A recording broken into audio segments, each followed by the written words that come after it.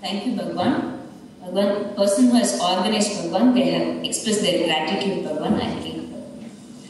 Namaste, beloved Bhagwan. I would like to thank you for everything you did for me and my family.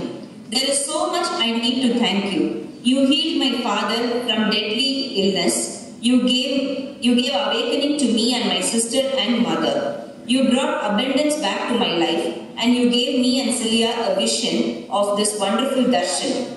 From the moment of my awakening, I truly began to live, and everything around me is amazing. Beloved Bhagwan, I have one big request regarding something you said. We cannot do it with our own effort, and it has to be given to us. It is awakening. I would like to ask you to give awakening today to all Diksha givers in this hall, so that each of them lives love and joy in their hearts, which I live from the moment of my awakening. I know that you are the only one who can fulfill this desire and need. I already thank you, beloved Bhagwan, for all people whom you gave this great blessing. With love in my heart, thank you so much, Bhagwan.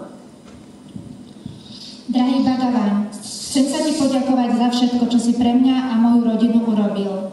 Je toho veľa, za čo ti mám potrebu ďakovať. Vyliečil si môjho otca zo smrteľnej choroby, dal si prebudenie mne, mojej sestre a mame. Priniesol si mi opäť do života hojnosť a dal si Celii a mne víziu tohoto nádherného daršanu.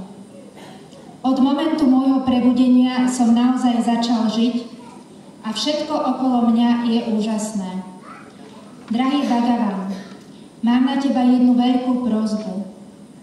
Jedná sa o niečo, o čom ty vravíš, že to nikto z nás nemôže dosiahnuť úsilím, ale môže nám to byť len dané. Jedná sa o prebudenie. Chcem ťa poprosiť, aby si prebudil v dnešný deň všetkých dikša dávajúcich na tomto daršane. Nech každý z nich žije tú lásku a radosť v srdci, ktorú od môjho prebudenia žijem ja. Viem, že jedine ty vieš splniť toto moje želanie a potrebu. Už teraz ti ďakujem, drahý Bhagavan, za všetkých ľudí, ktorým toto obrovské požehnanie dáš. S láskou v srdci, Janík. Then Lord be awakened.